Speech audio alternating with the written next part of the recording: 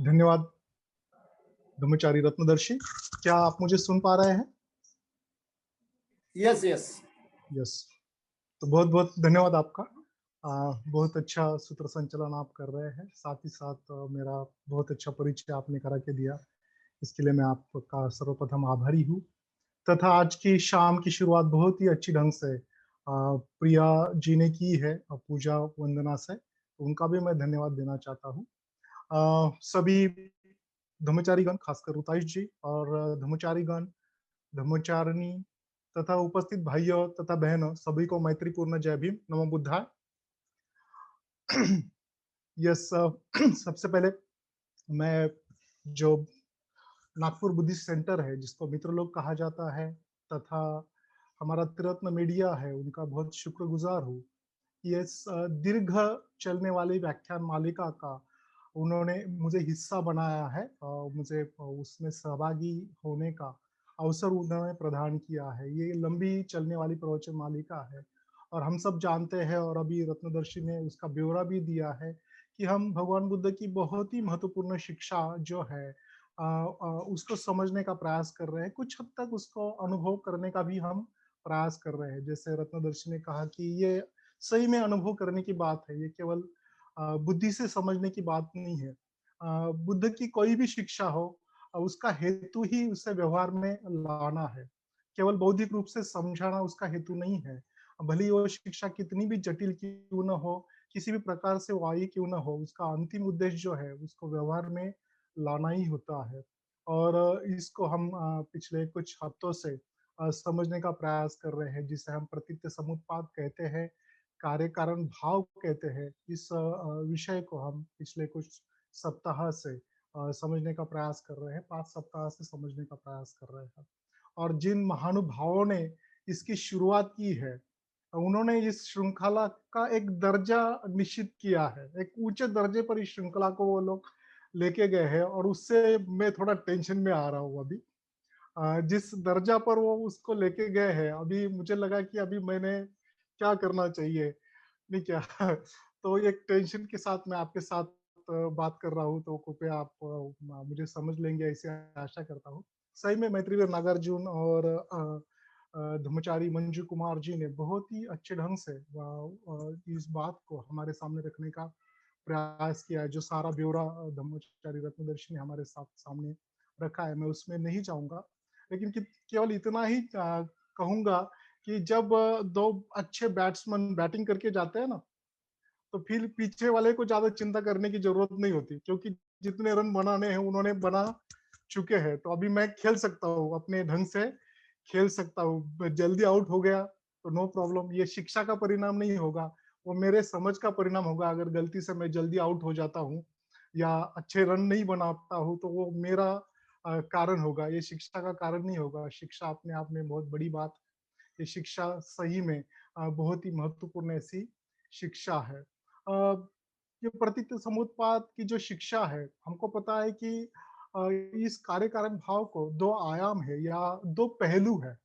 और एक पहलू है जिसे हम चक्राकार कहते हैं, साइक्लिक कहते हैं, जो हमें बार बार दुख में डालने का काम करती है, बार बार हमें संसार में डालने का काम करती है, दुख में फिर से हमें घुमाते रहती है। और दूसरा जो पहलू है इस संस्कारिता का या कार्य कारण भाव का, वो जो पहलू है वो हमें दुख से निकाल कर परमोच्च सुख की तरफ लेके जाती है, बुद्ध बनाती है।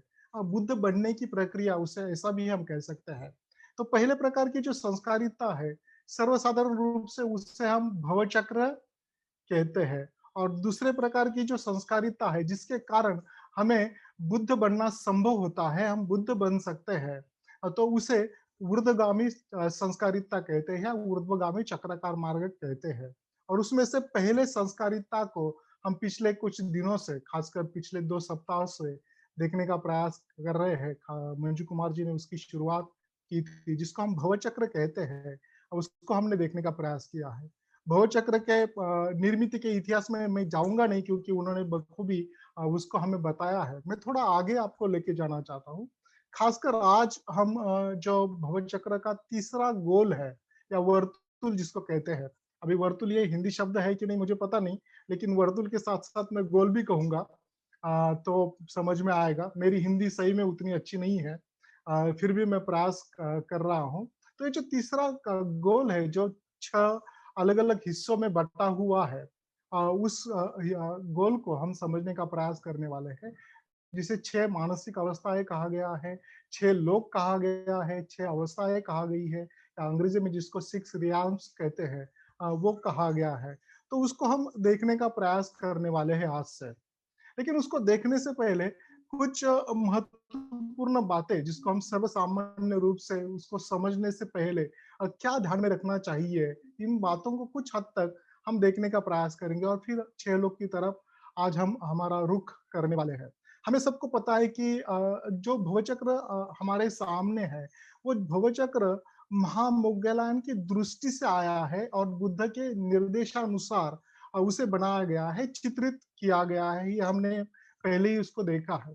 लेकिन ऐसा माना जाता है या ऐसा कहा जाता है इतिहास में कि महामोग्गलायन को इस प्रकार की मानसिक शक्ति प्राप्त थी कि वे अस्तित्व के अलग-अलग लोगों में जा सकते थे और वहाँ के लोगों को समझ सकते थे, उनकी अवस्था को समझ सकते थे, वहाँ पर वो क्यों है, इसको समझ सकते थे। ऐसा ऐसी परंपरा कहती है। जब मैं इसके बारे में सोच रहा था तो मुझे लगा कि कुछ लोगों को ये बात उतनी कंफर्टेबल नहीं लगेगी। तो मुझे लगा कि इसको किस तरह से रखा जाए, किस तरह से सोचा जाए। तो इसको हम बिल्कुल सीधे ढंग से सोच सकते हैं। ये सोचने की ज़रूरत नहीं कि महामोग्गलायन जो है अपनी शक्ति से अलग लोगों में जाते होंगे, ऐसा सोचने की ज़रूरत नहीं।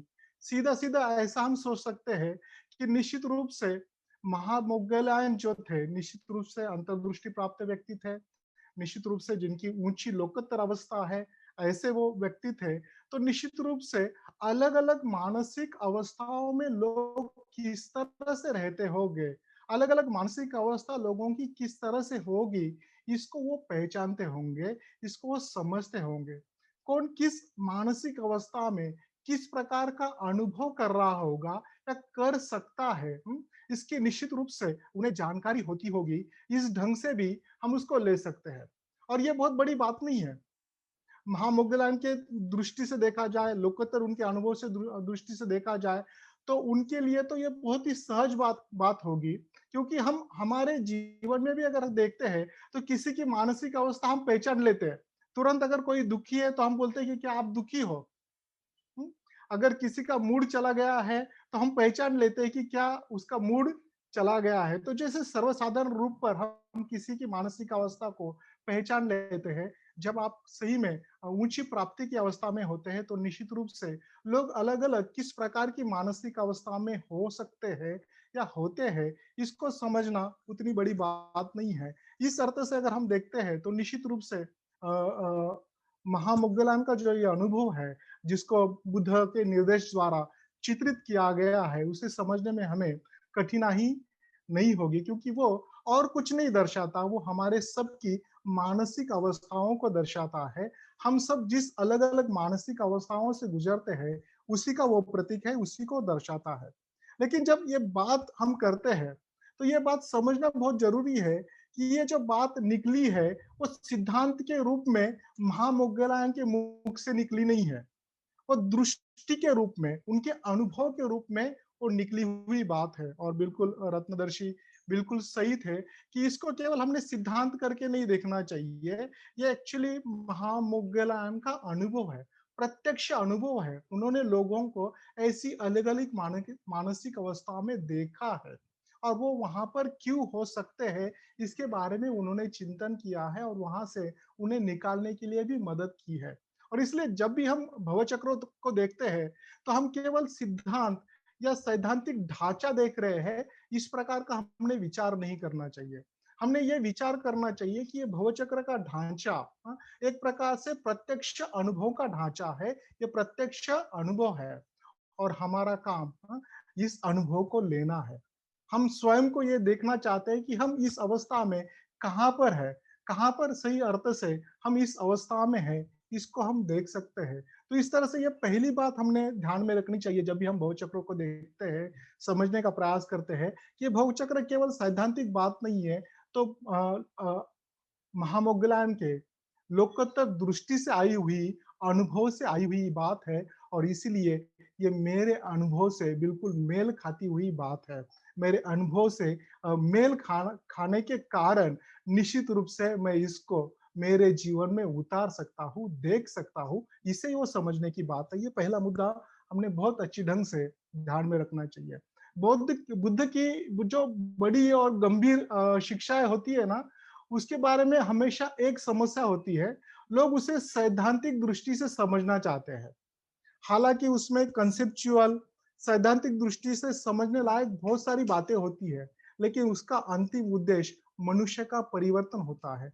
मनुष्य जिस अवस्था में है, उस अवस्था से निकलकर परमोच्च सुख की अवस्था में, बुद्धत्व की अवस्था में जाए, यही उसका उद्देश्य होता है। और इसीलिए किसी भी शिक्षा का व्यवहारी अर्थ यही है कि उसे हमें व्यवहार में उतारना संभव हो सकता है, संभव बन हमें हम उसे संभव बना सकते हैं। तो मुझे लगता है कि ये पहली बात हमने ध्यान में रखना बहुत ज़रूरी है। दूसरी बात हमने ध्यान में रखना चाहिए, वो ये है कि बुद्ध ने जो भी मनुष्य जीवन की सच्चाई देखी, हुँ? जीवन की जो सच्चाई देखी, उस सच्चाई को बुद्ध ने 4 मार्ग से हमारे सामने साझा किया। 4 तरीके से बुद्ध ने वो जो सच्चाई है, उसको साझा किया है। पहला मार्ग है सिद्धांत का या संकल्पनाओं का या जिसे अंग्रेजी में कंसेप्ट हम कहते हैं, उसका। तो ये पहला मार्ग है। दूसरा मार्ग है प्रतीकों का, सिंबल जिसको हम कहते हैं। तो ये दूसरा मार्ग बुद्ध ने इस्तेमाल किया था लोगों को वो जो ऊंचा अनुभव है उसको साझा करने के लिए। तीसरा मार्ग उन्होंने अपनाया है वो स्वयं के कृति का है। मतलब बुद्ध केवल सिद्धांत के माध्यम से नहीं बताते, ना बुद्ध केवल प्रतीक के माध्यम से बताते हैं, तो बुद्ध के जीवन से, बुद्ध के व्यवहार से भी हम सीख सकते हैं। बुद्ध के जीवन से वही बात अनुभव कर सकते हैं जो एक बुद्धत्व प्राप्त व्यक्ति अनुभव कर सकता है या करता है। तो ये तीसरी बात है जिसके माध्यम से बुद्ध ने अपना जीवन का जो अनुभव है ऊंचा उसको साझा किया है। और चौथी और अंतिम बात है जिसके माध्यम से बुद्ध ने अपना जीवन का उच्चतम अनुभव साझा किया है, और वो बात है शांत रहकर या मौन धारण कर। और ये चारों बातों से बुद्ध अपने पूरे जीवन में 45 साल तक लोगों को अपनी शिक्षाएं देते रहे हैं। और आज जिस शिक्षा से हम रूबरू हो रहे हैं, जिस शिक्षा को हम सुनने जा रहे हैं, वो शिक्षा बुद्ध के इस अनुभव को साझा करने के दूसरे मार्ग से संबंधित है। प्रतीक के माध्यम से या प्रतीक के मार्ग से वो संबंधित है, सिंबोलिज्म से उसका संबंध है। तो इसे इस अर्थ से हमने सही में देखना बहुत जरूरी है। और जब भी सिंबल की बात आती है, तो अभी मैं जाऊंगा नहीं सिंबल के बारे में, प्रतीकों के बारे में आपने पहले ही प्रवचन में बहुत सुना है। प्रतीक एक प्रकार से प्रतीक होते हैं, उनको लिटरली लेना संभव नहीं होता। वो हमारे हर एक के लिए अलग अनुभव लाता है, अलग बात सही अर्थ से बताता है। इसको ध्यान में रखना बहुत जरूरी होता है। अभी हम जब 6 लोगों की बात करते हैं, 6 प्रतिमाओं की बात करते हैं और वहां से जुड़े शब्दों की बात करते हैं, तो हमें कुछ शब्द, कुछ प्रतिमाएं थोड़ी सी अटपटी सी लगेंगी। हमको लगेगा ये कैसे शब्द है, देवलोक, असुरलोक, प्रेतलोक, नरकलोक, प्राणी लोक और मनुष्य लोक फिर भी ठीक है, क्योंकि हम दो नाम तो कम से कम जानते हैं।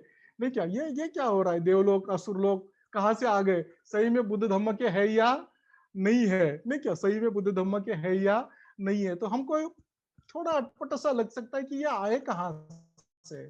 तो इस बात को समझने के लिए हमें बाबा साहब ने जो बात भगवान बुद्ध और उनके धम्म में लिखी है, उसे थोड़ा देखना जरूरी है। बाबा साहब ने ये बात बहुत अच्छी ढंग से बुद्ध और उनके धम्म में बुद्ध ने कौन से बदल किए, ये जो सत्र है, सेशन है भगवान बुद्ध और उनके धम्म में, उसमें ये बात बताई है। उसमें 2 वाक्य बहुत ही महत्वपूर्ण है जो हमें ये समझाने में मदद करेंगे कि इसको, इस तरह के शब्दों को किस तरह से हमने रिलेट करना चाहिए, इस तरह की बातों को हमने किस तरह से देखना चाहिए। वहां पर बाबा साहब कहते हैं, लिखते हैं कि कार्य कारण भाव का अत्यंत महत्वपूर्ण नियम तथा उसके उपसिद्धांत उन्होंने मान्य किए। उन्होंने मतलब बुद्ध ने मान्य किए। कर्म का दैववादी दृष्टिकोण बुद्ध ने नकारा, उसके बजाय अधिक शास्त्रीय दृष्टिकोण स्वीकृत किया। अधिक शास्त्रीय दृष्टिकोण बुद्ध ने स्वीकृत किया। लेकिन उसके आगे का वाक्य इंपॉर्टेंट है, जो हमसे जुड़ा हुआ है, आज के इस विषय से जुड़ा हुआ है। वो आगे लिखते हैं कि उन्होंने मतलब बुद्ध ने पुराने बोतल में नई शराब भरी। पुराने बोतल में नई शराब भरी। और फिर आगे वो लिखते हैं कि इस तरह बुद्ध शासन यह पूर्णतः नए विचारों से भरा है। बुद्ध शासन यह पूर्णतः नए विचारों से भरा है। उसमें जो थोड़ा सा पुराना है वो फेर बदल कर उसे बदल कर लिया गया है, या उसे अलग ढंग से, अलग दृष्टि से रखा गया है। तो मुझे लगता है कि ये जो वाक्य है बाबा साहब के दो, ये हमें ये दृष्टि दिलाते हैं कि कुछ ऐसी बातें उस परंपरा में थी, उस समय की जो थी, वो शब्द के रूप में हो, सिद्धांत के रूप में हो, जिसका इस्तेमाल बुद्ध धर्म में किया हुआ दिखाई देता है। उस उसका अर्थ है कि उसे नए ढंग से हमारे लिए रखा गया है, उसे नए ढंग से हमारे सामने पेश किया गया है। तो मुझे लगता है कि इसे समझना बहुत ही जरूरी है, इसे देखना बहुत ही जरूरी है। और इस अर्थ से फिर हम देख सकते हैं, निश्चित रूप से इस अर्थ से हम समझ सकते हैं कि ये जो वाक्य है वो किस तरह से उनको हम प्रतिसाद दे सकते हैं, इन शब्दों को हम किस तरह से प्रतिसाद दे सकते हैं। हालांकि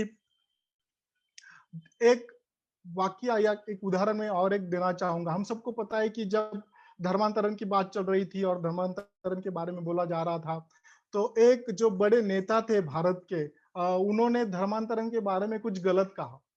और जैसे ही उन्होंने गलत कहा, बाबा साहब ने उसको जवाब दिया, उनका नाम लेकर जवाब दिया और कहा कि इन्होंने नरक उगला। इन्होंने क्या किया? नरक उगला। उगला शब्द बराबर है ओकनेला, हिंदी। हाँ ठीक है। यस, हाँ, नरक उगला नहीं, क्या मतलब नरक, क्या ओमिट किया ऐसे बोल सकते हैं ना, क्या वो नरक उगले समझो एक अर्थ से। जब बाबा साहब नरक इस शब्द का इस्तेमाल करते हैं, तो क्या वो नरक पर विश्वास रखते हैं? नहीं है? ये इस्तेमाल करने की चीजें होती है, वो प्रतीकात्मक होती है। इस ढंग से सही अर्थ से हमने देखना चाहिए। जब हम भगवान बुद्ध और उनका धम्म देखते हैं, तो वहां पर ब्रह्म संपत्ति की जब बाबा साहब बात करते हैं, तो वहां पर वो लिखते हैं कि ब्रह्म लोक से ब्रह्म संपत्ति आए। अभी इस बात को किस तरह से देखना चाहिए? बाबा साहब तो हाईली एजुकेटेड थे, पूरे विज्ञानवादी थे, फिर भी इस शब्द को उन्होंने टाला नहीं है। वहां पर उन्होंने कहा कि ब्रह्मलोक से ब्रह्म संपत्ति आए। तो इस बात को हमने बिल्कुल इसी ढंग से प्रतीकात्मक रूप से लेना चाहिए, और इसीलिए ये तीसरी बात हमने ध्यान में रखना बहुत जरूरी है। अभी जब हम 6 मानसिक अवस्थाओं की बात करते हैं, तो ये 6 अलग अलग प्रकार की मानसिक स्थिति जो है उसको दर्शाते हैं। ये हर एक आदमी, हम में से हर एक आदमी इसका अनुभव कर सकता है। हर एक आदमी इसको अपने जीवन में अलग अलग समय इस अनुभव से जा सकता है। कभी कभी तो मैं ऐसे सोचता हूँ कि मेरे जैसा आदमी इनमें से कई सारी अवस्था में दिन में कितने बार रहता होगा। देवलोक की अवस्था में थोड़ा कम ही रहता हूँ मैं, लेकिन फिर आसुर से लेकर नीचे की सारी जो अवस्था है उसमें से गुजरता होगा। तो हम में से कई सारे लोग जो है कई सारे बार अलग अलग अवस्थाओं से गुजरते हैं। तो इसको हमने इसी ढंग से लेना चाहिए कि एक मानसिक अवस्था है। लेकिन इसमें एक थोड़ा ट्विस्ट है। ट्विस्ट यह है कि अगर कोई आदमी किसी विशिष्ट प्रकार की मानसिक अवस्था बहुत गहरे ढंग से, हाँ, अनुभव के मजबूत तौर पर अगर लेता है और लंबे समय तक लेता है, तो उसको मानो लगता है कि वो उस अवस्था में ही जी रहा है। उसके लिए भी वो अवस्था जो है वो क्षणिक अवस्था नहीं होती। उसके लिए वो अवस्था एक प्रकार से नित्य रूप की अवस्था बन जाती है। मानो उस लोक में, उस अवस्था में वो वास्तव्य कर रहा है, उस अवस्था में वो रह रहा है। इस प्रकार का अनुभव वो कर सकता है। और इसलिए कभी कभी लग सकता है कि मानो मैं उस अवस्था में केवल मानसिक रूप से नहीं हूं, तो उस अवस्था में मैं खुद हूँ। हाँ, इस तरह का अनुभव बहुत सारे लोगों को आ सकता है। तो इस अर्थ से भी हम इस लोक को देख सकते हैं। जैसे कभी कभी बोलते हुए हम बोलते हैं ना कि आजकल मेरा जीवन जो है बिल्कुल नरक सा बन गया है। ठीक है? मेरा जीवन नरक सा बन गया है। जब हम ऐसा कहते हैं कि मेरा जीवन नरक सा बन गया है, तो केवल हम उसको मानसिक रूप से नहीं देख रहे हैं, हम सही में अनुभव कर रहे हैं कि अभी मेरा जीवन जो है नरक जैसा है। कभी कभी किसी विशिष्ट परिस्थिति में हम जाते हैं, तो हमको पता चलता है कि वहां जाते बराबर हमको लगता है कि अरे यार, ये कुछ यहाँ पर कुछ ह्यूमन नहीं है, कुछ मनुष्य जैसा नहीं है, कुछ अटपटा सा है।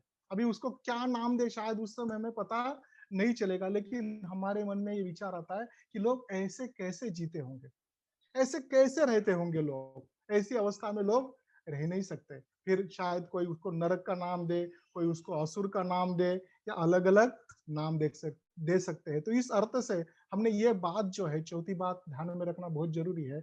जब भी हम 6 मानसिक अवस्थाओं के बारे में सोचते हैं, तो ये एक मानसिक अनुभव है। लेकिन अगर मजबूती से हम ये अनुभव को लेते हैं और लंबे समय के लिए लेते हैं, तो मानो वो अवस्था हमारे लिए केवल मानसिक नहीं रहती, जीवन की अवस्था बन जाती है, जीवन की अवस्था बन सकती है। तो इस बात को भी हमने ध्यान में रखना जरूरी है। हाँ? आगे की जो बात मैं बताने वाला हूँ, ये 6 बातों के बारे में बहुत महत्वपूर्ण है। भव चक्र को ऐसा कहा जाता है कि वो हमारा आईना है, नहीं क्या? जब भी हम भव चक्र के बारे में सोचते हैं, तो उसको आईने के रूप में देखते हैं। लेकिन भंते संरक्षित जी कहते हैं कि वो केवल एक आईना नहीं है, हाँ? वो 4 आईने हैं, ऐसा हम सोच सकते हैं। वो एक 4 अलग-अलग प्रकार के आईने हैं, या भंते संरक्षित कहते हैं कि हम स्वयं को 4 बार उस आईने में देखते हैं। तो आप दोनों प्रकार से इसको ले सकते हैं कि ये 4 अलग-अलग प्रकार के आईने हैं, या हम स्वयं 4 बार खुद को इस आईने में देखते हैं। जब हम पहली बार इस आईने में खुद को देखते हैं, तो 3 प्राणियों को देखते हैं। इसके बारे में मैं बताऊंगा नहीं, क्योंकि आपने सबने इसको सुना है। लेकिन इसके पीछे का जो तत्व है, जब हम पहली बार इस आईने में खुद को देखते हैं, या पहला आईना हमारे सामने आता है, तब एक प्रकार से हम हमारे अंदर के प्राणियों को देखते हैं। हम केवल लोभ द्वेष मोह नहीं देखते, तो हमारे अंदर जो पशु तुल्य मानसिक अवस्था है, पशु की जो मानसिक अवस्था है, उसको देखने का प्रयास करते हैं। हाँ? भले ही मनुष्य मनुष्य सभ्य बनते जा रहा है, हम सभ्य समाज के घटक है, लेकिन ये जो चक्र है, या ये जो वर्त क्या बोलते हैं, आईना है, वो आईना हमें दिखाता है कि भले ही हम मनुष्य है, लेकिन आज भी हमारे बीच ऐसा कुछ है जो प्राणी जैसा है। आज भी हमारे बीच ऐसा कुछ है, हमारे अंदर ऐसा कुछ है जो पशु जैसा है। हम देखते हैं लोगों के व्यवहार, बाहर आज भी लोगों के व्यवहार देखते हैं। कभी-कभी हम भी देखते हैं, नहीं क्या? हम बीस्ट होते हैं अंदर से, एक प्रकार से पशु होते हैं, और इसलिए पहला जब हम आईना देखते हैं, तो हमारे अंदर के पशु को हम देखने का प्रयास करते हैं। जितना भी पशु आज भी मनुष्य के रूप में हमारे अंदर जिंदा है, उसे देखने का हम प्रयास करते हैं। तो भाइयों और बहनों, सही में हमने हमारे अंदर के पशु को देखना चाहिए। हम बिष्ट होते हैं अंदर से, कभी-कभी लगता है कि यस मैं ऐसा हूँ क्या? सही में हमने देखना चाहिए। लेकिन जब दूसरे आईने की तरफ हम आते हैं, तो हमें पता है कि वो आईना जो है 2 हिस्सों में बटा है। लेकिन अभी उसमें मैं जाऊँगा नहीं, मैं केवल इतना ही कहूँगा कि वो आईना हमें दिखाता है कि एक विकास की तरफ जाने वाला मार्ग है, और दूसरा अधोगति की तरफ जाने वाला मार्ग है। और हर समय हमारे पास 2 संभावनाएं, 2 विकल्प मौजूद है। हर समय हम विकास चुन सकते हैं, या अधोगति चुन सकते हैं। हर क्षण हम विकास चुन सकते हैं, या अधोगति चुन सकते हैं। हर समय चुनाव हमारे हाथ में है, दूसरे किसी के हाथ में नहीं है। तो ये दूसरा जो आईना है, ये बात हमें बताता है। लेकिन मानो हमने अभी विकास चुन लिया, मानो ऐसा तय कर लिया हमने कि हमें विकास की तरफ जाना है। तो पहला महत्वपूर्ण सवाल निर्माण होता है कि अगर हमें विकास की तरफ जाना है, तो अभी हम कहां पर खड़े हैं, हम कौन सी अवस्था में हैं, वहां से हमको फिर विकास की तरफ जाना पड़ेगा। हम जिस अवस्था में हैं, वहां से फिर हमको विकास की तरफ जाना पड़ेगा, और इसलिए हमें तीसरे आईने में देखने की जरूरत है, और इसलिए हमें तीसरे आईने की तरफ हमारा रुख करना जरूरी है। तीसरे आईने की तरफ हमें बढ़ना जरूरी है, और इसलिए ये तीसरा आईना जो है, वो 6 लोगों का आईना है, 6 लोक अवस्थाओं का आईना है, 6 मानसिक अवस्थाओं का आईना है, जहां से हमको पता चलता है कि हमने कहाँ जाना चाहिए, किस तरह से जाना चाहिए। इस तरह से एक प्रकार से वो तीनों आईने जो है, एक दूसरे के साथ जुड़े हुए हैं। इस बात को हमने सही में ख्याल में रखना पड़ेगा। तो अभी हम आगे बढ़ते हैं, 6 लोगों की तरफ हम बढ़ते हैं। 6 लोगों की तरफ बढ़ते समय, खासकर जब भी हम 6 लोगों को देखते हैं, तो 3 बातें हमको उसमें ध्यान में रखनी जरूरी है। जो प्रतिमा हमारे सामने आती है हर एक लोक में, उस प्रतिमा का अर्थ क्या है? वहां पर जो भी बताया गया है, उसका अर्थ क्या है? उसका मेरे लिए क्या अर्थ है? इसको हम समझने का प्रयास करने वाले हैं। उस प्रतिमा में दूसरी एक महत्वपूर्ण बात है कि हर एक प्रतिमा में बुद्ध है और कुछ न कुछ वस्तु लिए हुए है। तो उस बुद्ध का अर्थ क्या होता है, उस वस्तु का अर्थ क्या होता है, इसे हम समझने का प्रयास करने वाले हैं आज से आने वाले दिनों में। और तीसरी और महत्वपूर्ण बात वहां पर होती है और वो होते हैं बुद्ध बीज। हाँ, बुद्ध बीज एक उस अवस्था में बुद्धत्व की कितनी क्षमता मौजूद है उसको दर्शाते हैं। हाँ, हालांकि हर एक अवस्था में बुद्धत्व की क्षमता मौजूद होती है, इसी कारण हर एक अवस्था में बुद्ध है। लेकिन हर एक अवस्था में अलग अलग क्षमता से बुद्ध बीज वहां पर उपस्थित होते हैं, उसको भी हम समझने का प्रयास करने वाले हैं। तो इस तीन अर्थ से हम उस लोकावस्था को, उस मानसिक अवस्था को समझने का प्रयास करने वाले हैं। जब भी वहां पर बुद्ध है तो निश्चित रूप से बुद्ध हमें एक प्रकार से विकास का अगला चरण बताने का प्रयास करते हैं। और जो भी चीज उन्होंने उस अवस्था में हाथ में धारण की है, वो चीज हमें बताती है कि उस अवस्था में किस बात की जरूरत है। कौन सी आवश्यकता उस लोक में है, उस आवश्यकता को, उस जरूरत को बुद्ध पूरा करते हैं। तो मुझे लगता है कि ये जो जनरल मुद्दे हैं, इसको ध्यान में रखना बहुत जरूरी है, ताकि हम लोग इन मानसिक अवस्थाओं को बहुत अच्छी ढंग से समझ सके। चलते आगे, यहाँ तक स्पष्ट है? कोई एक जन हाँ या ना बोले। हाँ बिल्कुल आगे जा सकते हैं। Thank you Rupesh, thank you very much. अब मैं थोड़ा बीच बीच में ऐसा चाहता हूँ, नहीं तो मुझे लगता है कि कुछ तो भी गड़बड़ है। चलेगा ना? हाँ बिल्कुल बिल्कुल, ये जूम है ना, इसलिए ये समस्या रहेगी। Yes yes yes. हाँ, फिर भी कोई ऐसा मुंडी भी हिलाता है तो भी चलेगा, नहीं क्या? हाँ, तो पहला पहला जो लोक है, या पहली जो मानसिक अवस्था है छह लोकावस्था में या छह अवस्था में, तो वो है देवलोक, जिसको गॉड रियाल्म कहते हैं, देवलोक की अवस्था, जो सुखी, आनंदी, ऐसी मन की स्थिति को दर्शाते हैं। जो सुखी आनंदी है, बिल्कुल विश्राम की स्थिति को दर्शाते हैं, संतुष्टि की स्थिति को दर्शाते हैं, आरामदायी स्थिति को दर्शाते हैं, शांति की स्थिति को दर्शाते हैं। वह ऐसी स्थिति है जहां सब कुछ सहज है, सब कुछ सहज है। हाँ? कोई चिंता की जरूरत नहीं है। अगर आप कुछ बहुत अच्छी बात के बारे में सोचते हैं, तो सोचे जैसे ही आप सोचते हैं, वो बातें वहां पर उपस्थित होती है, उसके लिए प्रयास करने की जरूरत नहीं होती। इस प्रकार की बिल्कुल सहजता से कुछ भी चीज उपलब्ध होने की वो अवस्था है।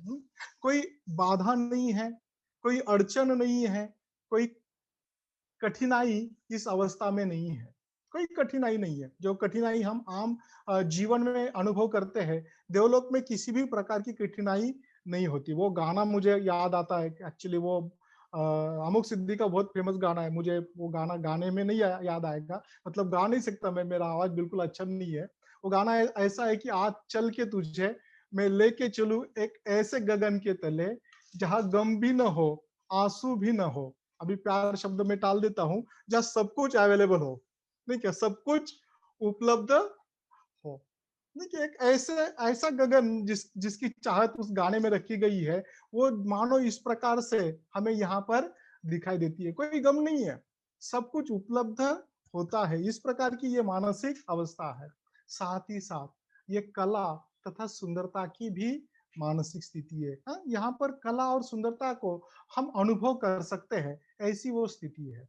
साथ ही साथ ये ध्यान की भी स्थिति है, ध्यान की अवस्थाओं की वो स्थिति है। और खासकर बहुत ऊंचे ध्यान की नहीं, लेकिन निश्चित रूप से जिसको हम मर्यादित ध्यान की अवस्थाएं कहते हैं, उस मर्यादित ध्यान की अवस्थाओं की ये स्थिति है।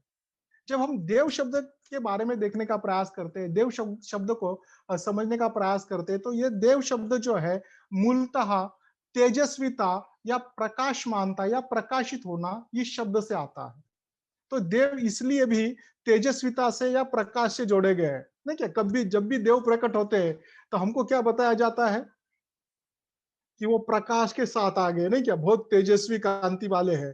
तो शायद उस देव का इस प्रकाश से संबंध होने के कारण, या देव का मूल अर्थ प्रकाश होने के कारण, तेजस्विता होने के कारण, देव का संबंध इस प्रकार से तेजस्विता से जुड़ा होगा।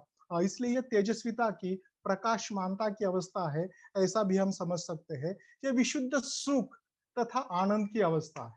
ये विशुद्ध सुख तथा आनंद की अवस्था है।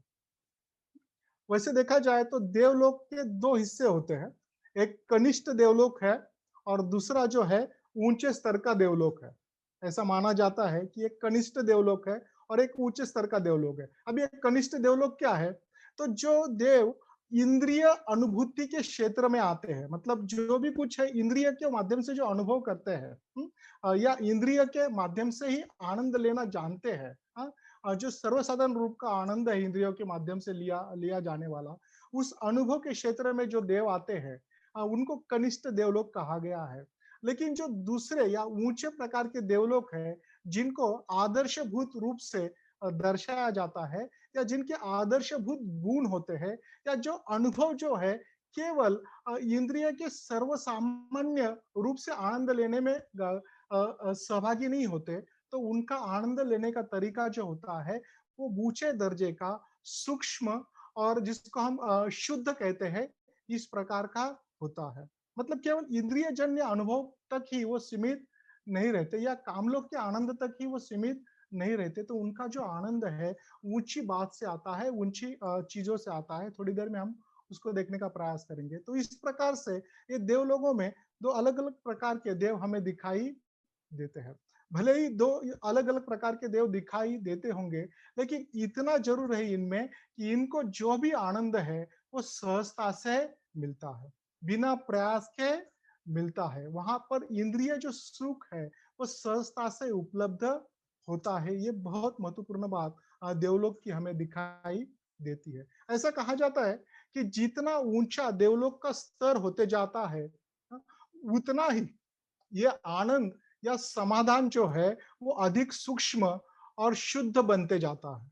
जितना ज्यादा ये जो दर्जा है देवलोगों का वो विकसित होते जाता है या ऊंचे स्तर का बनते जाता है, उतना ही उनका आनंद लेने का जरिया, समाधान लेने का जरिया जो है अधिक सूक्ष्म, अधिक शुद्ध बनते जाता है। उनका स्तर जो है आनंद लेने का, वो अधिक ध्यान की तरफ, सुंदरता की तरफ, कला की तरफ रुख करता है।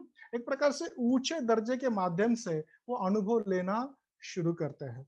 तो इस अर्थ से भी हम उसको देख सकते हैं। ऐसा माना जाता है कि इस हर एक स्तर में, देवलोक के हर एक स्तर में अलग अलग दरबार होता है, और उस दरबार में एक प्रकार से वहां जो लोग हैं, वो लोग एक प्रकार से सभ्य समाज की निर्मित करते हैं, या सभ्य समाज वहां पर होता है। और इस दरबार में एक तो राजा मुखिया होता है, या देव का मुखिया जो है उस दरबार को चलाता है। इस प्रकार से बात हम वहां पर देखते हैं। लेकिन यहाँ पर इकट्ठा आकर ये लोग क्या करते हैं? तो ये लोग निरंतर इंद्रिय सुख लेने का प्रयास करते हैं। वहां पर वो सौंदर्य का आनंद लेने में पूरा समय अपना व्यतीत करते हैं। हम बिल्कुल अभी जब मैं बता रहा हूं तो वो शायद आपके सामने आ रहा होगा कि एक प्रकार से राजा का दरबार है, राजा बैठा हुआ है आसन पे और सामने नृत्य चल रहा है, नहीं क्या? आनंद की सारी चीजें जो है वो चल रही है। बिल्कुल इसी प्रकार से ये देवलोक की अवस्था होती है कि मानो वो एक प्रकार से आनंद लेने में लिप्त होते हैं, आनंद लेते रहते हैं। अभी ये जो देवलोक है, परंपरागत ऐसा माना जाता है कि ये स्वर्गीय होते हैं, हेवनली होते हैं। लेकिन इसको ऐसा ही मानना चाहिए, ऐसा नहीं है। इसको हम रोजमर्रा के जीवन में भी अनुभव कर सकते हैं, हमारे आसपास इनको देख सकते हैं, बिल्कुल हमारे सामने, हमारे बाजू में, या शायद हम भी उस अवस्था से जाते होंगे, इस अर्थ से भी उसको देख सकते हैं। तो पहले प्रकार के देवलोक को थोड़ा देखने का प्रयास करेंगे, जिनको कनिष्ठ देवलोक कहा गया है। तो वो हमारे इर्द गिर्द कैसे है? तो ये जो इर्द गिर्द रहने वाले देवलोक है जो कनिष्ठ कैटेगरी में आते हैं, तो एक प्रकार से पुराने जो राजा महाराजा थे, बिल्कुल उनका जीवन ऐसा ही था, सब कुछ उनके पास है। सारी सुख सुविधाएं, सारी आनंद की बातें, कुछ भी इच्छा अगर वो निर्माण करते हैं तो तुरंत उनके लिए प्रकट हो जाती है, कोई उसको पूरा करने के लिए तैयार हो जाता है। उनमें वो पूरी क्षमता होती है उस इच्छा को पूरा करने की। इस अर्थ से ये जो राजा महाराजा है, ये इस अर्थ से देवलोक की अवस्था में आने वाले लोग हैं, ऐसा हम कह सकते हैं। लेकिन अभी तो राजा महाराजा का जमाना रहा नहीं है, फिर हम कहाँ देखेंगे उनको? अभी हम भले ही राजा महाराजाओं का जमाना नहीं रहा है, लेकिन ऐसे लोग हमारे आजू बाजू में बहुत सारे हैं। अगर आपके नागपुर में, अभी मुझे पता नहीं है, लेकिन पुणे में अगर हम विशिष्ट एरिया में जाते हैं तो हमको लगता है कि ये देवलोक में आ गए, हम लोग देवलोक में आ गए, नहीं क्या? किसी विशिष्ट एरिया से अगर हम जैसे गुजरते भी है तो भी पता चलता है कि यहाँ सब कुछ बिल्कुल साफ सुथरा है। भले ही बाकी बस्तियां खराब होगी, लेकिन इनकी बस्ती साफ सुथरी रखी जाती है। सारे मकान, सारी सुविधाएं इनके लिए तुरंत हाजिर किए जाते हैं, नहीं क्या? मेरे सामने रुताई जी दिख रहे हैं, तो उनको भी पता होगा कि कुछ ऐसे इलाके होते हैं कि वहां प्रायोरिटी पे स्वच्छता करनी पड़ती है, फिर बाकी बस्तियों को जाने दो, नहीं क्या? ऐसे लोगों को सब कुछ अवेलेबल होता है, सब कुछ अवेलेबल होता है। और ऐसे लोग जो है हमारे इर्द गिर्द होते हैं, बहुत बड़े बड़े पैसे वाले लोग होते हैं जिनके पास सारी सुविधाएं होती है। ऐसे लोग हमेशा हमारे इर्द गिर्द होते हैं और उनकी सारी इच्छाएं मानो एक प्रकार से पूरी होती हुई नजर आती है। और ये लोग कभी कभार नैसर्गिक आनंद लेने का भी प्रयास करते हैं, थोड़े से कलात्मक रहने का प्रयास करते हैं। अभी अभी तो थोड़े नाट्यगृह हमारे नगर पालिका की वजह से सर्वसामान्य बस्ती में भी आ गए हैं। पहले नाट्यगृह कहाँ हुआ करते थे? तो बड़े बस्ती में। नाटक नाम की चीज हमारे लोगों के लिए नहीं थी। नाटक नाम की चीज किसके लिए? वो बड़े लोगों के लिए। तो नाटक देखने कौन जाएगा? तो ये बड़े लोग ही, नहीं क्या? तो मुझे लगता है कि ये सारी जो चीजें हैं एक प्रकार से वो अनुभव करने का प्रयास करते हैं। जो नैसर्गिक सुंदरता है, कलात्मकता है, इसको अनुभव करने का प्रयास करते हैं। हम में से कई सारे लोग थोड़ी सी नैसर्गिक की अनुभूति लेने का प्रयास करते हैं, लेकिन हम भले ही इस प्रकार के देवलोक की अवस्था में है, लेकिन यहाँ पर भी इंद्रिय अनुभव के कारण या इंद्रिय अनुभव से जुड़े होने के कारण या इंद्रिय अनुभव भौतिकी क्षेत्र में आने के कारण क्या होता है? ये क्लासिक उदाहरण है। अब बहुत सारे लोग निसर्ग में जाते हैं आनंद लेने के लिए। चलो, कुछ लोग बोलते हैं कि चलो जाएंगे, महाबलेश्वर जाएंगे या आपके तरफ पचमढ़ी या अगर और कुछ भी होगा वहां पर जाएंगे। जाते तो है निसर्ग देखने के लिए, और क्या होता है? जाते तो है निसर्ग देखने के लिए, लेकिन पूरी शक्ति वहां पर किसके लिए जाती है? तो इंद्रिय अनुभव में जाती है। और जागृति के बजाय, मतलब निसर्ग ने हमें जागरूक करना चाहिए, लोग जागृति के बजाय अजागृति का प्याला पीकर क्या बन जाते हैं? पूरी तरह से अजागृत अवस्था में पड़े रहते हैं। गए हैं किसके लिए? निसर्ग का अनुभव लेने के लिए। अनुभव किसका ले रहे हैं? इंद्रिय जन्य बातों का। एक्चुअली निसर्ग हमें इंद्रिय जन्य बातों से ऊपर उठाता है और शुद्ध स्वरूप के अनुभव की तरफ ले जा सकता है। लेकिन यहाँ जाने के बावजूद भी ये लोग उसी प्रकार से जीने का प्रयास करते हैं। कभी कभी तो वो पॉइंट पे तो चले जाते हैं जहां पर बहुत अच्छा सूरज एक तो ढल रहा होगा या उग रहा होगा। उस सूरज को देखने के बजाय उसको पीट करके फोटो निकालने में मशगूल होते हैं। सूरज बेचारा छोटा होता है, उसको हाथ में लेने का प्रयास करते हैं। ये नहीं बोल रहा हूँ कि आप फोटो मत निकालो, आप आनंद ले लो, लेकिन सूरज का आनंद ले लो जो हाथ में समाया नहीं जा सकता, नहीं क्या? वो दिल में समाया जा सकता है, आंखों में समाया जा सकता है, जिंदगी भर के लिए, जीवन भर के लिए उसका जो ऊंचा अनुभव है उसको हम ले सकते हैं। लेकिन ऐसा नहीं होता। तो कई बार मतलब देवलोक की अवस्था में होने के बावजूद भी, उच्च अवस्था में होने के बावजूद भी, हमारा जो जरिया है आनंद लेने का, फिर से हम इंद्रिय अनुभव के माध्यम से लेने का प्रयास करते हैं। तो ऐसे लोग हमारे इर्द गिर्द हमें दिखाई देते हैं। उसके बाद दूसरे प्रकार के लोग जो है देवलोक के, वो भी हमारे इर्द गिर्द दिखाई देते हैं, जिसको हम ऊंचा देवलोक कहते हैं। अभी ये लोग होते हैं धार्मिक दृष्टि से थोड़े अनुभव प्राप्त व्यक्ति होते हैं, जिन्होंने धार्मिक कुछ प्राप्तियां की है। ऐसे लोगों को हम ऊंचे दर्जा के देवलोक में शरीक कर सकते हैं। ऊंचे दर्जा के देवलोक में वो आते हैं जो आदर्शभूत गुण उनमें समाये होते हैं, जैसे श्रोतापन्न है या उनसे ऊपर के जो लोग हैं वो इनमें समाये जाते हैं, ऐसा कहा जाता है। यस। तो अभी इसका मैं ज्यादा विश्लेषण नहीं करूंगा। एक अगले मुद्दे की तरफ मैं आपको सबको लाना चाहूंगा जो बहुत ही महत्वपूर्ण ऐसा मुद्दा है। वो मुद्दा ये ऐसा है कि देवलोक की स्थिति कितनी भी ऊंची क्यों ना हो, एक स्व जागृति प्राप्त व्यक्ति देवलोक का अनुभव ले सकता है। एक स्व जागृति प्राप्त व्यक्ति अगर प्रयास करता है तो निश्चित रूप से देवलोक का अनुभव कर सकता है, उस सुख का अनुभव कर सकता है, उस सुख का अनुभव करने का प्रयास कर सकता है। और इसलिए इस देवलोक की अवस्था को समझना बहुत जरूरी है, उसको हमने देखना बहुत जरूरी है। हम कब कब उस अवस्था में होते हैं उसको भी समझना बहुत जरूरी है। हालांकि देवलोक कितने भी ऊंचे क्यों ना हो, कितने भी श्रेष्ठ क्यों ना हो, वो भव चक्र का हिस्सा होते हैं, वो प्रतीत्य समुत्पाद का हिस्सा होते हैं, वो संस्कारित अस्तित्व का हिस्सा होते हैं। और इस अर्थ से वो श्रेष्ठ नहीं होते, इस अर्थ से वो श्रेष्ठ नहीं होते, भगवान बुद्ध से निम्न होते हैं, भगवान बुद्ध से श्रेष्ठ नहीं होते। और इसलिए वो क्रिएटर नहीं होते, उनको क्रिएटर नहीं माना जाता। ये सबसे महत्वपूर्ण बात है समझना। हम कंफ्यूज इसलिए होते हैं क्योंकि आज तक हमको देव की संकल्पना क्रिएटर की संकल्पना से जुड़ी हुई दिखाई देती है, उससे हमने उस तरह से देखा है। लेकिन यहाँ का जो देव है वो क्रिएटर नहीं है, वो भवचक्र का हिस्सा है, कोई निर्माता वो नहीं है। बुद्ध धम्म निर्माता कोई है ऐसी बात को मानता नहीं है, देव कोई निर्माता नहीं है इस बात को बुद्ध धम्म मानता है। और यही मूलभूत अंतर बाकी लोगों को देव को समझने में और हमारे देव को समझने में है।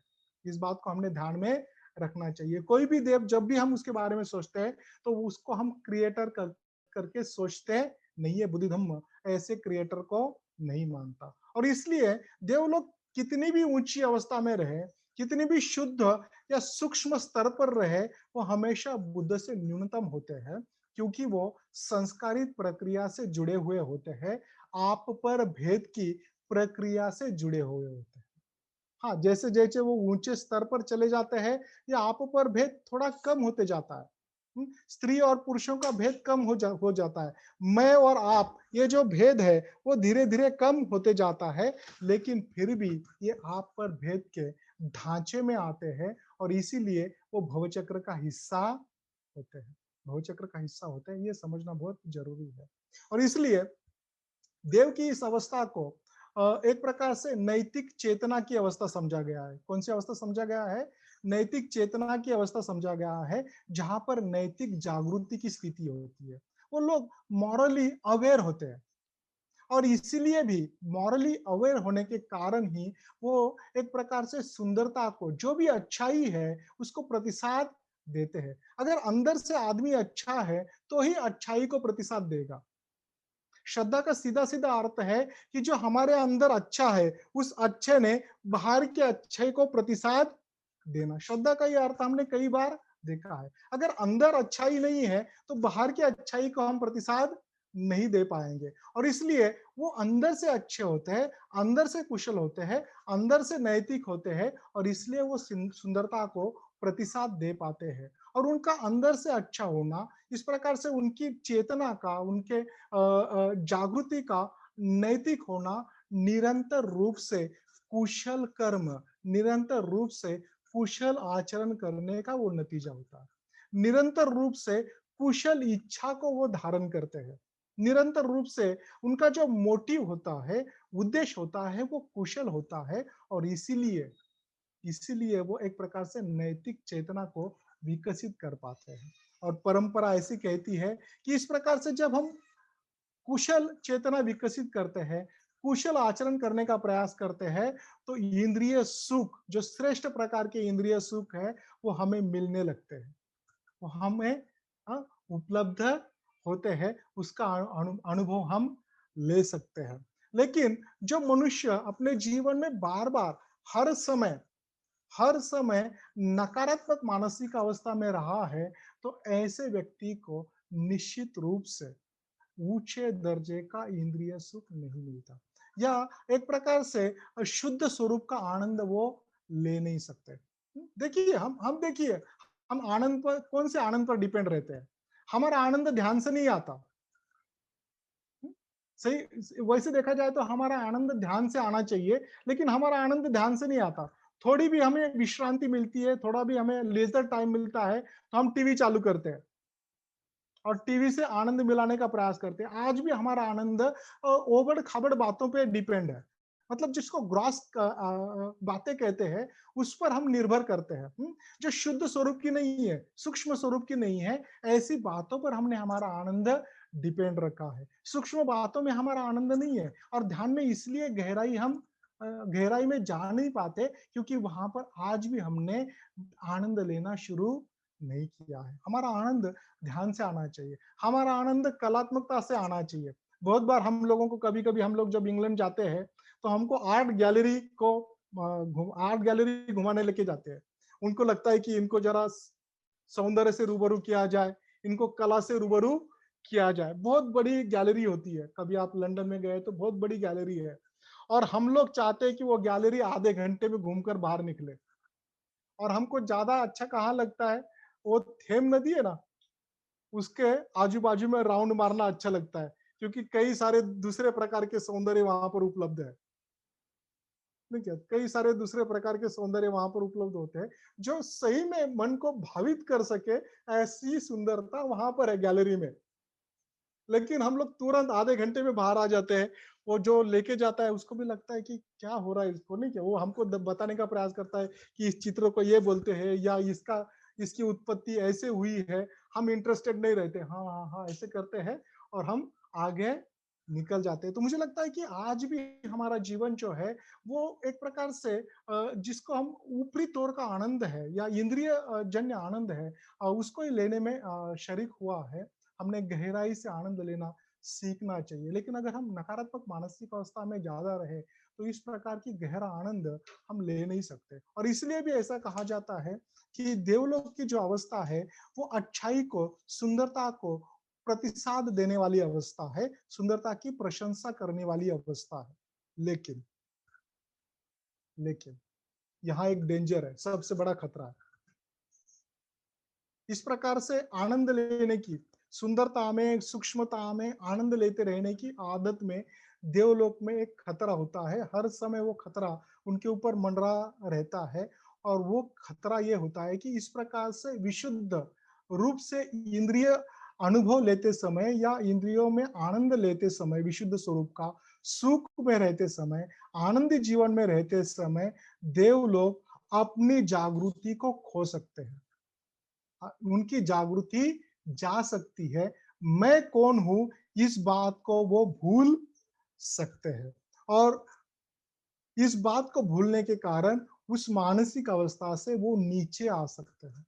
आज जो भी कुछ अनुभव वो ले रहे हैं, आज जो भी कुछ सुख का अनुभव वो ले रहे हैं, वो उनके पीछे जो उन्होंने कर्म किए हैं अच्छे, उसका परिणाम है। अब जब मैं पीछे बोल रहा हूँ, इसका मतलब वो पुराने, मतलब उनके पिछले जन्म में, ये नहीं मैं कह रहा हूँ, इसके पहले जो उन्होंने कुशल कर्म किए हैं, उसका वो परिणाम है कि वो आज उसका आनंद ले रहे हैं।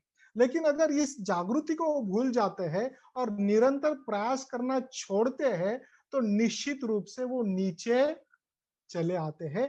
नीचे आने की संभावना होती है, और वे फिर निचली मानसिक अवस्था में जा सकते हैं। और इसलिए उनको ये समझना बहुत जरूरी होता है, उनको इस बात के प्रति जागरूक करना बहुत जरूरी होता है। और इसलिए ही उनकी अवस्था में बुद्ध आते हैं, उनकी अवस्था में बुद्ध का वहां पर मौजूद होना इसी कारण है। लेकिन उस मुद्दे की तरफ जाने से पहले एक महत्वपूर्ण मुद्दा मुझे बताना है। जब मैं इस बात को लेकर सोच रहा था कि ये देवलोक की अवस्था जो है हमारे बीच में कैसी है, खासकर बौद्ध समाज के बीच में कुछ है क्या ऐसा, तो मुझे लगा कि सही में बौद्ध समाज, आज जिस प्रकार का बौद्ध समाज है, वो निश्चित रूप से अधिकाधिक कंफर्ट की तरफ बढ़ रहा है, अधिकाधिक ईज की तरफ बढ़ रहा है, पैसे की तरफ बढ़ रहा है, संपन्नता की तरफ बढ़ रहा है। बाबा साहब के प्रयासों के कारण, बाबा साहब के पुण्य कर्म के कारण, बाबा साहब ने, भगवान बुद्ध और उनके धम्म में लिखा है कि कर्म का परिणाम केवल जिसने कर्म किया है उसको ही भुगतना पड़ता है, ऐसा नहीं है। तो कभी कभी कर्म का परिणाम दूसरों को भी भुगतना पड़ता है। ये बाबा साहब ने बात लिखी है, भगवान बुद्ध और उनके धम्म में, अच्छे और बुरे कर्म का, दोनों भी। अभी बाबा साहब ने जो पुण्य कर्म किया है, उसका अच्छा परिणाम कौन भुगत रहा है? कोई तो बोलिए, एक जन कौन भुगत रहा है? ठीक है, हम लोग भुगत रहे हैं, हम सभी भुगत रहे हैं ना, कि हम सभी भुगत रहे हैं। और इसलिए थोड़ा एग्जैगरेट करता हूँ, थोड़ा बढ़कर एक बात मैं बोलना चाहता हूँ कि हम एक प्रकार से नरक लोक में थे, और वहां से बाबा साहब ने हमको निकाल कर अभी देवलोक की अवस्था में लाकर खड़ा किया। कहाँ पर है? अभी हम देवलोक की अवस्था में है। और सब कुछ उपलब्ध है। अब हम भी कुछ प्रयास कर रहे हैं उसमें, लेकिन बाबा साहब के प्रयासों का ही ये नतीजा है कि सब कुछ हमारे पास उपलब्ध है। खासकर हमारी जो नई पीढ़ी है, हमारे जो बच्चे हैं, उनको तो कुछ प्रयास करने की जरूरत नहीं है, सब कुछ अवेलेबल है। एक प्रकार से फिंगर टिप पे है उनके। वो बोलते हैं, बोलने से पहले ही उनको उपलब्ध हो जाता है। बच्चा रोने से पहले, मांगने से पहले चीजें उसके हाथ में हम दे रहे हैं। इस अवस्था में एक प्रकार से हमने उनको लाके रखा है। हमारे बच्चे सारे इंद्रिय सुख से बिल्कुल रूबरू है, सारे इंद्रिय सुख का अनुभव वो लेते हैं। लेकिन क्या हो रहा है? लेकिन क्या हो रहा है? ये इंद्रिय सुख का अनुभव ये ले रहे हैं, ये समाज इंद्रिय सुख का अनुभव ले रहा है, लेकिन धम्म से दूर जा रहा है, सत्य से दूर जा रहा है। मैं कौन हूं? कहां से आया हूं? क्या करता हूं? कहाँ जाना है? इसकी कोई जागृति नहीं है। देखिए, पूछिए कहाँ से आए हैं, बच्चों को पूछिए, वो बोलते हैं कि आप मत बताओ। आप अगर आपकी स्टोरी बताने जाओगे तो वो आपके स्टोरी में इंटरेस्टेड नहीं है। आपने क्या प्रयास किए इसको जानने में वो इंटरेस्टेड नहीं है, क्योंकि उनका जीवन हमने एक प्रकार से देवलोक बना के रखा। हमने एक प्रकार से देवलोक बना के रखा हुआ है, और इसके कारण वो धम्म के करीब नहीं है। हम कौन है? क्या करना चाहिए? कहाँ जाना है? कहाँ से आए हैं? इसके बारे में कुछ उनको पता नहीं है। बिल्कुल आत्मसंतुष्ट है, और आत्मसंतुष्टि देवलोक की अवस्था का सबसे बड़ा खतरा है। देवलोक की अवस्था का सबसे बड़ा खतरा जब कौन सा है? तो वो आत्म संतुष्टि है, और इसलिए इस अवस्था में बुद्ध की जरूरत है। और इसीलिए इस अवस्था में बुद्ध पहुंच जाते हैं, और बुद्ध वीणा लेकर वहां पर खड़े होते हैं। क्या लेकर खड़े होते हैं? वीणा लेकर वहां पर खड़े होते हैं। ये सफेद रंग के बुद्ध है, वीणा लेकर वहां पर खड़े हैं। और ये जो बुद्ध है, वो ऐसा माना जाता है कि वो अवलोकित ईश्वर के प्रतीक है, करुणा के बोधिसत्व के वो प्रतीक है, करुणा के बोधिसत्व का रूप है। हाँ, जो बुद्ध बनकर लोगों को मदद करने के लिए उस अवस्था में आकर दाखिल हुआ है, लोगों को मार्गदर्शन कर रहा है। तो यहाँ पर जो वीणा उन्होंने हाथ में धारण की है, वो वीणा एक प्रकार से अनित्यता का संगीत बजा रही है, अनित्यता का संगीत उसमें चला रही है, और उनको यह बताने का प्रयास कर रही है कि जो भी आनंद, भले वो कितने भी ऊंचे दर्जे का हो, ये आनंद ज्यादा समय तक टिकने वाला नहीं है। जागो। ये जो आनंद, ऊंचे दर्जे का आनंद आप लेने का प्रयास कर रहे हो, ये ज्यादा समय तक चलने वाला नहीं है। इससे ऊपर आ जाओ, इससे आगे चले जाओ। ये अंतिम स्वरूप का आनंद नहीं है। इससे भी ऊंचा आनंद सही अर्थ से आपको लेना है, आपको सर्वोच्च आनंद की तरफ जाना है। भले ही आनंद बहुत अच्छे माध्यम से आया होगा, लेकिन फिर भी वो अंतिम नहीं है, वो नित्य नहीं है। इस बात की बुद्ध उस अनित्यता के संगीत के माध्यम से उनको जागृति करके देने का प्रयास कर रहे हैं, उनके ख्याल में लाने का प्रयास करके दे रहे हैं। खासकर ये बात हमको बुद्ध धर्म के उस तत्व की तरफ लाती है, जो तत्व हमें बताता है कि जब भी हम लंबे समय के लिए आनंद की अवस्था में होते हैं, सहजता की अवस्था में होते हैं, तब हम हमारी जागृति को खो दे सकते हैं, तब हम लापरवाह बन सकते हैं। हम आत्म संतुष्टि की अवस्था में रहे तो निश्चित रूप से लापरवाह बन सकते हैं, गाफिल बन सकते हैं, हम अस्मृतिवान बन सकते हैं। हम ये भूल सकते हैं कि हम मरते हैं, हम ये भूल सकते हैं कि जीवन अल्पायु है, हम ये भूल सकते हैं कि जीवन क्षणभंगुर है, और हमारे लिए समय मूल्यवान है। और इस कोरोना की परिस्थिति ने हमको ये दिखाया है कि मनुष्य जो है कनिष्ठ देवलोक की अवस्था में कितना भी ऊंचा क्यों ना हो, कितने भी पैसे आपके पास क्यों ना हो, आपके लिए अस्पताल का बेड उपलब्ध नहीं हुआ है। आपका जीवन सांस के बगैर, जिसको ऑक्सीजन कहते हैं, उसके बगैर चले गया है। जो करना था वो हम कर नहीं पाए हैं। जैसे आचार्य शांतिदेव कहते हैं कि मृत्यु विश्वासघाती है। एक मृत्यु विश्वासघाती है, वो ये नहीं देखती कि क्या किया गया है और क्या नहीं। वो अकस्मात गिरने वाली गाज की तरह है। गाज मतलब ये जो बीज कहते हैं ना मराठी में, वो अकस्मात गिरने वाली गाज की तरह है। वो गाज कभी भी गिर सकती है। हम कितने भी बड़े आनंद में क्यों ना हो, अगर हम सच्चाई की तरफ हमारा रुख नहीं करते, जीवन के ऊंचे आनंद की तरफ हमारा रुख नहीं करते, तो कभी ये गाज हमारे ऊपर गिर सकती है। ये बात को हमने समझना चाहिए, इसको हमने सही में समझना चाहिए। यही बात बुद्ध वहां पर बताने का प्रयास करते हैं, और हमारी आत्मसंतुष्ट अवस्था से बाहर निकलने का हमने प्रयास करना चाहिए। मैं थोड़ा मेरे बारे में सोच रहा था, जैसे रत्नदर्शी ने कहा कि मैं बहुत कम उम्र में संघ के संपर्क में आया। मुझे करीबन 29 साल हो रहे हैं धर्मचारी बनकर। तो मैं ये सोच रहा था कि मैंने ये जीवन कैसे बिताया। अभी मैं ये नहीं कहूंगा कि मैंने मतलब देवलोक की अवस्था में बिताया, लेकिन कभी-कभी आत्मसंतुष्टि की अवस्था में मैंने बिताया।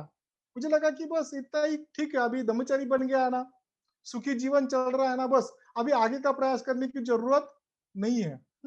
बहुत बार तो मेरा प्रयास आसुरी अवस्था तक जाता था। हम अगर असुर तक आज पहुंचे तो आज बताऊंगा, नहीं तो मैं अगले इसमें आपको बताने का प्रयास करूंगा। शायद आसुर में आज मैं नहीं पहुंचूंगा ऐसा लगता है, क्योंकि उसके पहले मैंने थोड़ा इंट्रोडक्शन भी किया था। कोई हर्ज नहीं, हम आने वाले दिनों में भी उसको देख सकते हैं। तो एक अर्थ से जब मैं देखता हूँ मेरी तरफ, तो बहुत बार आत्मसंतुष्टि लगती है। हम में से कई सारे लोग धर्मचारी बनने में या धर्मचारिणी बनने में ही संतुष्ट है, आगे जाने का प्रयास करने का उतना प्रयास नहीं करते। हम में से कई सारे लोगों का जीवन धर्म में आने के कारण सुखी हुआ है।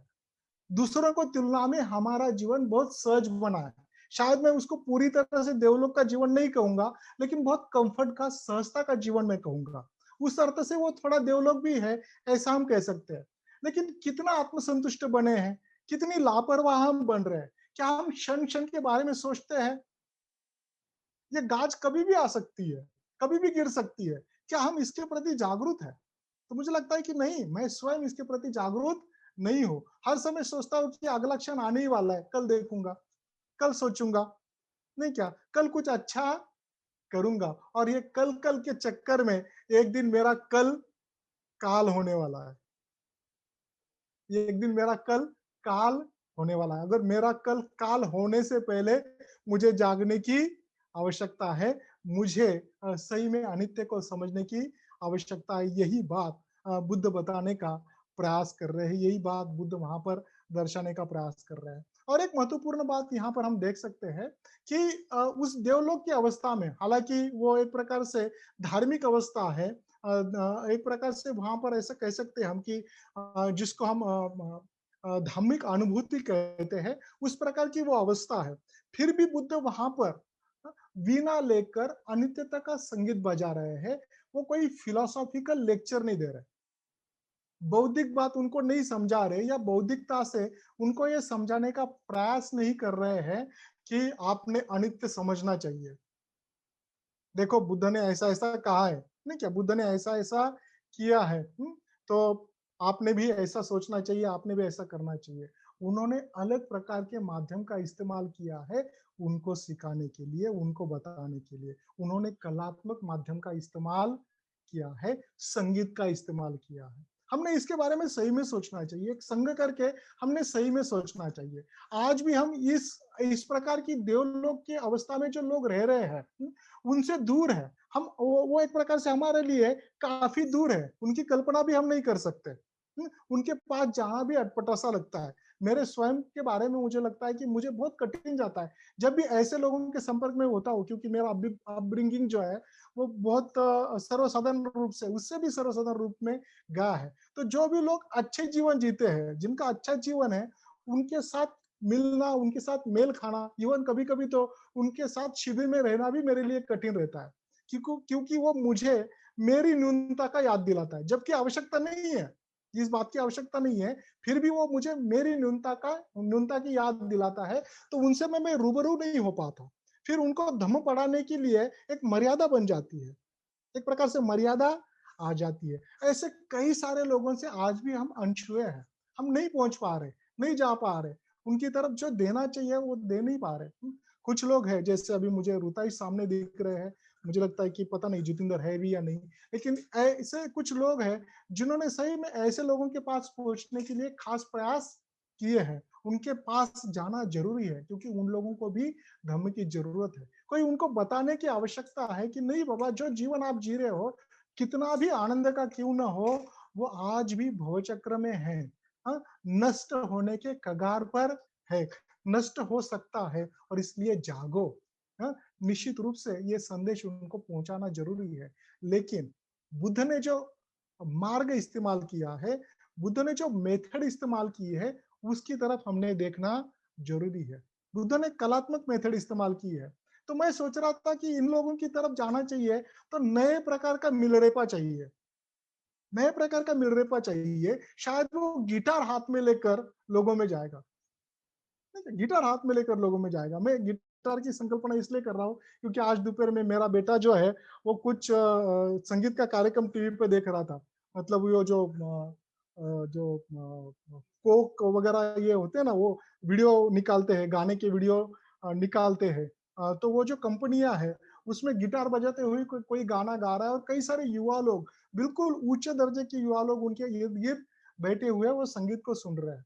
तो ऐसे लोगों को सही में अगर आकर्षित करना है हमको, तो नए प्रकार के मिलरेपा की आवश्यकता है। हम में से कई सारे लोगों को नए प्रकार का मिलरेपा बनना पड़ेगा, तब जाकर शायद हम लोग इन लोगों को आकर्षित कर सकते हैं, इन लोगों को जागरूक कर सकते हैं, और यही बात बुद्ध दर्शाने का प्रयास करते हैं। तो अंतिम बात मैं जाते जाते बताऊंगा और आज के दिन में रुकूंगा, और वो है कि जब हर एक अवस्था में बुद्ध है, तो उसका अर्थ यह है कि हर एक अवस्था में बुद्ध बनने का अवसर मौजूद है। हर एक अवस्था में बुद्ध बनना संभव हो सकता है।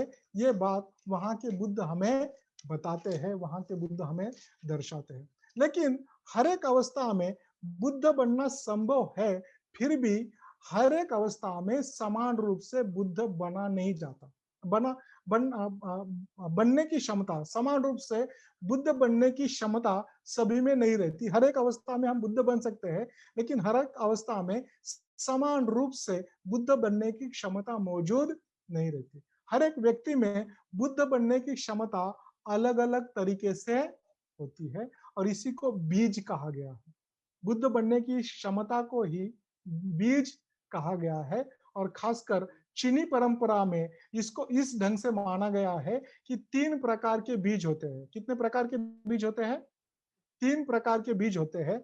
एक बीज होता है जो बुरा बीज होता है या अकुशल बीज होता है, जो काले रंग से दर्शाया जाता है। दूसरे प्रकार का बीज होता है जिसको हम अच्छा या कुशल बीज कहते हैं, जो लाल रंग से दर्शाया जाता है। और तीसरे प्रकार का बीज होता है जो बुद्ध बीज है, जो पीले रंग से दर्शाया जाता है। और ये बुद्ध जो बीज है वो धार्मिक विकास की संभावना को दर्शाता है। ये जो बुद्ध बीज है वो धार्मिक विकास की संभावनाओं को दर्शाता है।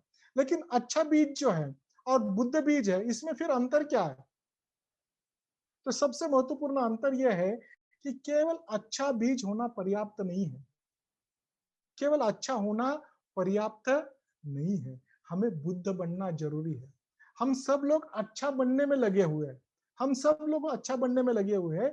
देवलोक के भी लोग अच्छा बनने में लगे हुए हैं। लेकिन केवल अच्छा बनना पर्याप्त नहीं है, हमें प्रबुद्ध बनना पड़ेगा, हमें बुद्ध बनना पड़ेगा। और इसलिए यही अंतर अच्छे और बुद्ध बीज में होता है, और इसे समझना हमें बहुत जरूरी है। बुद्ध बीज हमें सही में सत्यता की तरफ ले जाता है, प्रतीत समुत्पात को समझने के लिए हमें मदद करता है। तो फिर देवलोक में किस प्रकार के बीज मौजूद है? तो ऐसा कहते हैं कि देवलोक में बुरा बीज बिल्कुल नहीं रहता, अकुशल बीज बिल्कुल नहीं के बराबर होता है। वहां पर बुरे बीज होते ही नहीं है।